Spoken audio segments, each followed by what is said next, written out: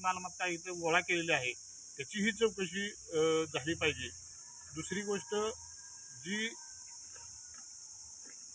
जमीन जो 7/12 ज्या पद्धतीने चुकीचा बनवलेला गेलेला आहे तो कुणी केला, एका गुंठ्याची 15 गुंठ ह्या बोटावर त्या बोटावर कुणी केलं, एका गुंठ्याची 15 गुंठ कुणी केली, त्याचा फेरफार नाही, नकाशा नाही, काय नाही, तरी सुद्धा ह्या सगळ्या गोष्टी केलेल्या आहेत। ही कुणी केलं, ह्याला जबाबदार कोण आहे, त्याची आपण मागणी केलेली होती। त्या अनुषंगानं त्याही 7/12 रद्द करण्याची आपण मागणी केलेली आहे।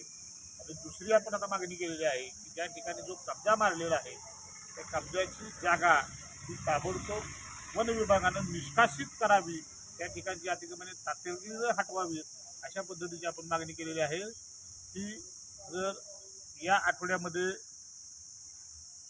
सदरच्या ठिकाणचं सगळं अतिक्रमण आणि ती सगळं मोकळं नाही केलं तर आपण या संदर्भामध्ये तीव्र आंदोलनाचा इशारा दिलेला आहे।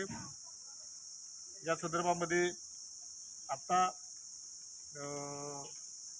ज्यांना ज्यांना ह्याच्यामध्ये पार्टिसिपेट केलेलं होतं चौकशीच्या अनुषंगानं त्या पद्धतीनं आता चौकशी चालू आहे। नेहमीप्रमाणे आजही या विभागाच्या ज्या उप अधीक्षक आहेत त्या इथं बसल्या नाहीत, त्या आटपाडीला गेलेल्याचं समजलं, खरं तर चौकशीला